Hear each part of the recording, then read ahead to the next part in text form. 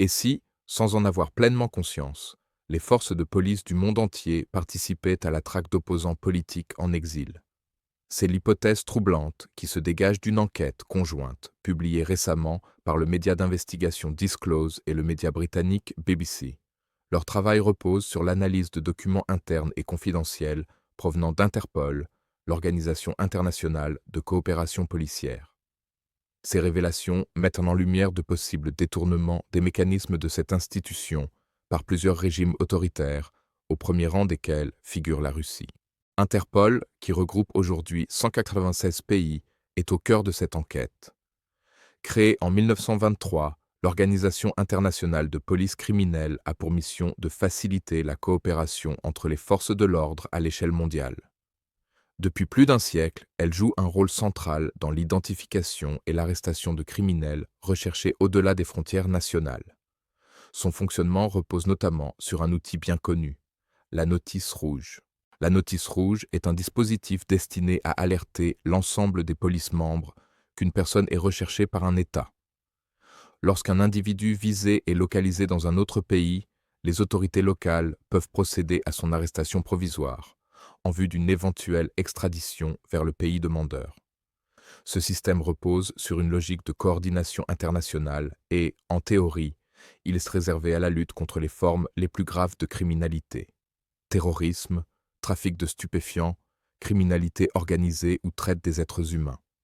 Il a permis, par le passé, l'interpellation de criminels de guerre et de fugitifs recherchés depuis parfois de longues années. L'enquête de Disclose et de la BBC s'appuie sur une liste qui, jusqu'à récemment, était confidentielle.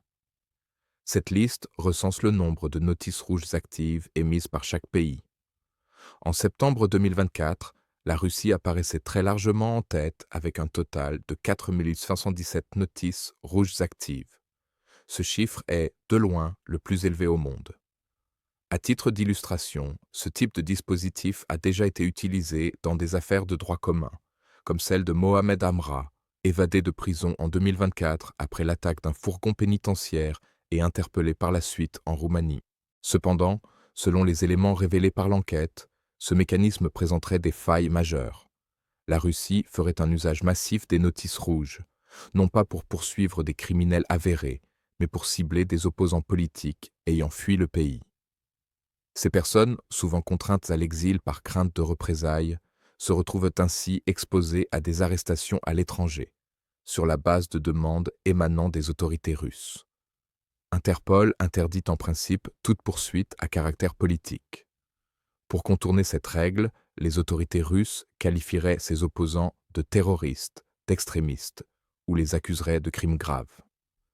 Selon l'enquête, ces accusations reposeraient parfois sur des dossiers fabriqués de toutes pièces, sans fondement judiciaire solide.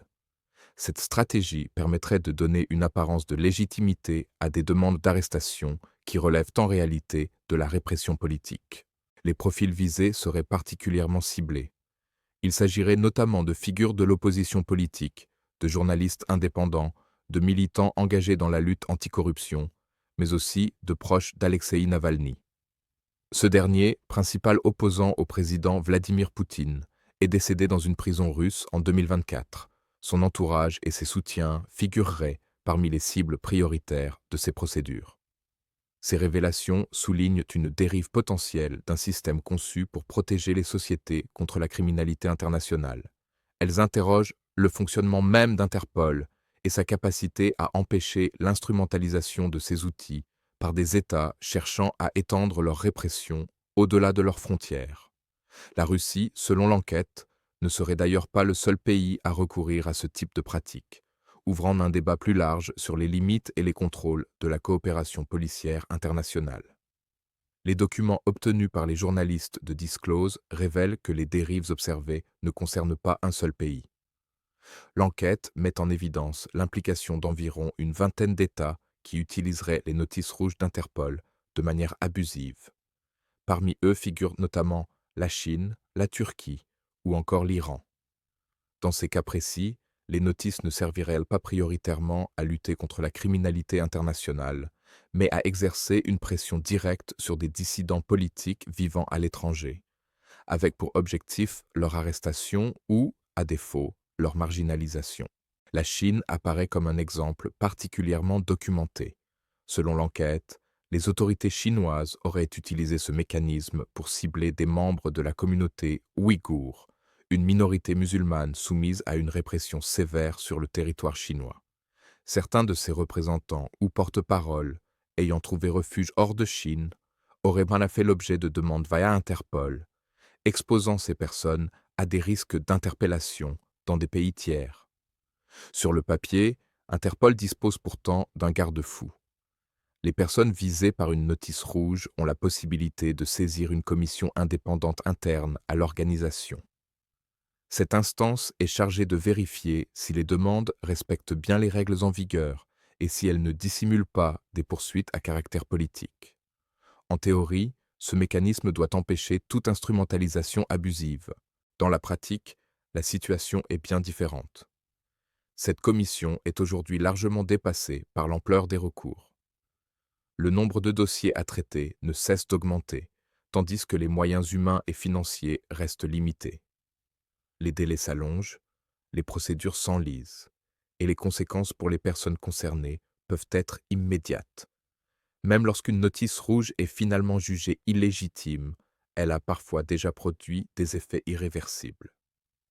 Des cas concrets sont évoqués dans l'enquête. Certaines personnes sont interpellées lors de contrôles aux frontières ou dans des aéroports. D'autres se retrouvent placées en détention provisoire, parfois pendant plusieurs semaines. Il arrive également que des visas soient annulés ou refusés, ou que des déplacements internationaux deviennent impossibles, uniquement en raison de l'existence d'une alerte Interpol. Au-delà des arrestations, les journalistes décrivent ce qu'ils qualifient de véritables stratégies d'asphyxie administrative. Même sans interpellation, la simple présence d'une notice ou d'une alerte peut suffire à bloquer des comptes bancaires, empêcher le renouvellement de documents officiels ou dissuader certains États d'accorder un visa ou un titre de séjour. Ce mécanisme transforme alors un outil policier en levier de pression durable, affectant profondément la vie quotidienne des personnes ciblées. L'enquête souligne également que ces pratiques ne sont pas exclusivement le fait de régimes autoritaires. Le cas de Paul Watson est mentionné, fondateur de l'ONG Sea Shepherd et figure connue de la défense des océans. Il est visé par le Japon à travers Interpol. Cet exemple illustre le fait que l'organisation peut être utilisée dans des contextes variés, soulevant des interrogations plus larges sur les critères d'acceptation et de contrôle des demandes. Face à ces accusations, Interpol affirme avoir renforcé ses dispositifs de vérification. Une unité spécialisée aurait été mise en place afin de filtrer plus efficacement les demandes et de détecter les abus potentiels. Toutefois, de nombreux experts estiment que ces mesures restent insuffisantes. Ils pointent des procédures trop lentes et des contrôles incapables de répondre à l'ampleur des détournements observés. Cette enquête conjointe de Disclose et de la BBC met ainsi en lumière les limites d'un système conçu pour renforcer la coopération policière internationale, mais qui se retrouve fragilisé par des usages contraires à son esprit initial.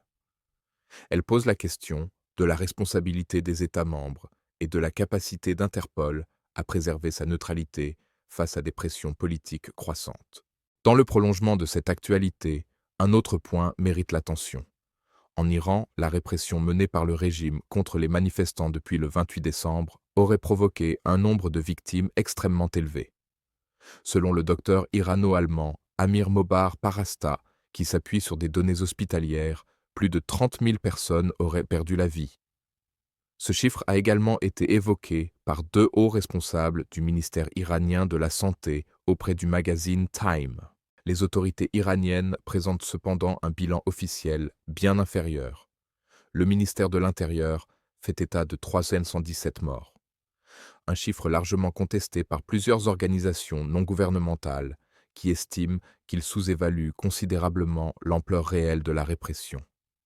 Si le chiffre de 30 000 victimes venait à être confirmé, cette vague de violence figurerait parmi les répressions les plus meurtrières du XXIe siècle. À titre de comparaison, la répression menée en Syrie par le régime de Bachar el-Assad aurait causé environ 2900 morts entre mars et octobre 2011, selon les Nations Unies. Sur le plan international, la situation iranienne suscite des réactions. Donald Trump a déclaré que l'Iran se disait prêt à négocier avec les États-Unis pour mettre un terme à cette répression. Dans le même temps, il a évoqué la possibilité d'une action militaire sur le territoire iranien. Sans passage à l'acte immédiat, un signal fort a néanmoins été envoyé avec le déploiement du porte-avions Lincoln dans la région du Golfe. Enfin, la guerre en Ukraine continue de faire des victimes civiles. Des frappes russes ont causé la mort d'au moins 12 personnes ce mardi. Dans la région de Kharkiv, à l'est du pays, un drone a frappé un wagon transportant près de 200 civils, entraînant la mort de 5 personnes selon les autorités ukrainiennes. Une autre série d'attaques a touché la ville d'Odessa, au sud-ouest, où une cinquantaine de drones ont visé une école, une église et des infrastructures énergétiques. 3 personnes ont été tuées et une trentaine blessées, parmi lesquelles 2 enfants et une femme enceinte. Ces événements, pris ensemble, illustrent la complexité des enjeux actuels, entre dérives des mécanismes internationaux, répression intérieure et conflits armés, dans un contexte où les équilibres diplomatiques et sécuritaires restent profondément fragiles. Ces frappes sont intervenues dans un contexte diplomatique particulièrement sensible. Elles ont eu lieu alors même que des discussions étaient engagées entre la Russie et l'Ukraine. La semaine précédente, des représentants des deux pays se sont rencontrés à Abu Dhabi, aux Émirats arabes unis, afin d'évoquer les contours d'un éventuel plan de paix. Ces pourparlers, encore fragiles, illustrent la complexité d'un conflit où les tentatives de dialogue coexistent avec une poursuite des opérations militaires sur le terrain. Depuis le lancement de l'invasion russe à grande échelle en février 2022, la guerre en Ukraine a provoqué des pertes humaines d'une ampleur considérable. Selon une estimation du Center for Strategic and International Studies, un centre de recherche basé aux États-Unis, près de 2 millions de victimes militaires ont été recensées. Ce chiffre inclut les soldats tués, blessés ou portés disparus depuis le début du conflit. Toujours selon cette source, la Russie compterait environ 1,2 million de victimes militaires, parmi lesquelles 325 000 soldats auraient perdu la vie. Du côté ukrainien, les estimations font état de 500 000 à 600 000 victimes militaires, dont entre 100 000 et 140 000 morts. Ces données donnent la mesure d'un affrontement prolongé et extrêmement coûteux en vies humaines pour les deux camps. Les civils paient également un lourd tribut. D'après les chiffres des Nations Unies, au moins 15 000 civils ukrainiens ont été tués depuis 2022 et plus de 4600 ont été blessés. Ces bilans, régulièrement actualisés, rappellent que le conflit touche largement les populations non combattantes, en dépit des conventions internationales censées les protéger. Autre actualité marquante, cette fois en France. L'ancien sénateur de Loire-Atlantique, Joël Guerriau, a été reconnu coupable d'avoir drogué en 2023 la députée Sandrine Josso dans le but de commettre un viol ou une agression sexuelle. Le tribunal l'a condamné à 4 ans de prison, dont 18 mois de détention ferme. Il a annoncé son intention de faire appel, ce qui suspend pour l'instant l'exécution de la peine. Selon la décision de justice, Joël Guerriau a volontairement versé de la MDMA, un psychotrope puissant, dans une coupe de champagne servie à la députée lors d'un dîner à son domicile. Le parquet a souligné le caractère prémédité des faits ainsi que la gravité extrême des conséquences pour la victime. De son côté, l'ancien sénateur conteste toute intention sexuelle et affirme qu'il s'agirait d'un accident. Il soutient avoir manipulé de la MDMA pour un usage personnel et avoir servi par inadvertance une coupe contenant déjà la substance, expliquant n'avoir compris que trop tard ce qui s'était produit. Sandrine Josso a été victime d'une intoxication sévère. Depuis les faits, elle s'est engagée politiquement contre la soumission chimique, une pratique consistant à administrer une substance à une personne à son insu dans le but de commettre une infraction à son encontre. Ce combat s'inscrit dans un contexte de prise de conscience croissante autour de ces violences, illustré notamment par d'autres affaires très médiatisées. Sur le plan européen, l'Espagne a annoncé une mesure d'ampleur en matière de politique migratoire. Le gouvernement socialiste de Pedro Sánchez a confirmé la régularisation de 500 000 personnes sans papier. Pour pouvoir en bénéficier, les personnes concernées devront résider en Espagne depuis au moins 5 mois et ne pas disposer de casier judiciaire. Les demandes pourront être déposées entre le mois d'avril et le 30 juin. Les titres de séjour délivrés dans ce cadre auront une durée d'1 an pour les adultes et de 5 ans pour les enfants. L'objectif affiché par le gouvernement est de mettre fin au travail sans droit ni protection. Selon les responsables politiques à l'origine de cette mesure, de nombreux migrants participent déjà à l'économie espagnole sans contrat ni cadre légal. La régularisation vise donc à sécuriser leur situation tout en soutenant une économie qui a enregistré une croissance de 2,9% en 2025, avec un taux de chômage désormais inférieur à 10%. Cette annonce a suscité de vives réactions politiques. Le dirigeant du parti d'extrême droite, Vox, Santiago Abascal, a vivement critiqué le Premier ministre sur le réseau social X, l'accusant de favoriser un appel d'air migratoire et dénonçant ce qu'il qualifie de menace pour la population espagnole. Ces déclarations illustrent les profondes divisions qui traversent le débat migratoire en Espagne. Sur le terrain économique, l'euro a franchi un seuil symbolique. La monnaie européenne a dépassé ce mardi la barre des 1,20 $ pour la première fois depuis 2021. Cette progression s'explique en grande partie par l'affaiblissement du dollar, dans un contexte d'inquiétude des investisseurs face à la politique économique du président américain Donald Trump. Ce dernier a pourtant minimisé cette baisse, affirmant que la monnaie américaine se portait bien.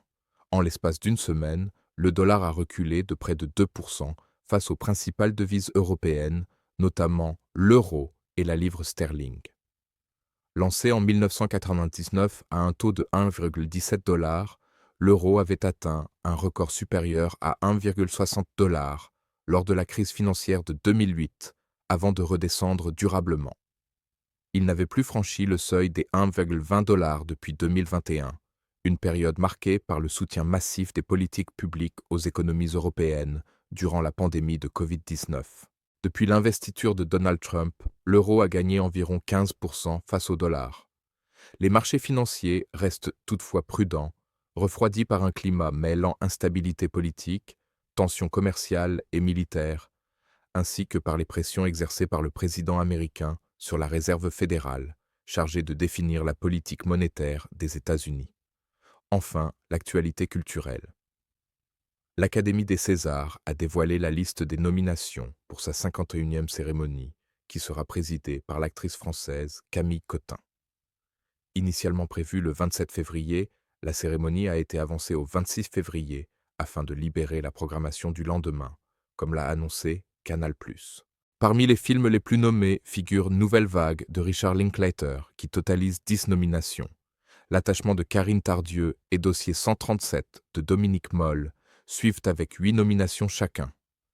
Un simple accident du cinéaste iranien Jafar Panahi, récemment récompensé par la Palme d'Or à Cannes, est déjà en lice pour l'Oscar du meilleur film international et du meilleur scénario, pourrait également se distinguer dans plusieurs catégories. Ces différentes actualités, qu'elles soient géopolitiques, judiciaires, économiques ou culturelles, témoignent de la diversité et de la complexité des enjeux qui façonnent l'actualité contemporaine, dans un monde marqué par des tensions persistantes et des transformations profondes.